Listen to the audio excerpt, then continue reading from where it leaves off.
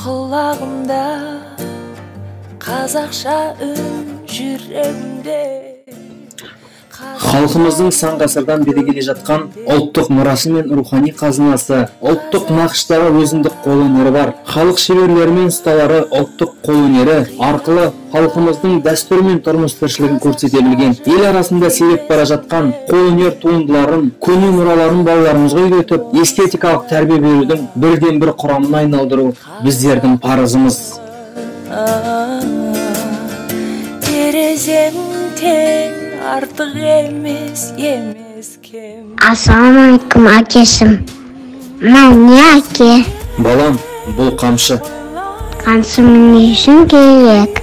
Әрбір қазақ шаңырағы қамшыны әрі қару, әрі қастерлі мұра санаған. Қазірде де көп үйдің төрінде қамшы ілініп тұрады. Бір қызығы, өрімге байланысты қамшының бірнеше түрі, яғни бірнеше атауы бар, балам. Қазақ өмірінде қамшы өнер туындысы, қамшы рухани күш қуат, қамшы азамат айбыны, қамшы алса қару, қалса мұра, балам. Әке, қамшыны қалай өреді? Балам, нағыз қамшы әбден иленген сиыр терісінен 3 таспадан 40 таспаға дейін өріледі. Әке, мен де істеп көрейінші. Балам, кейін алдыма отыр, бірге өреміз.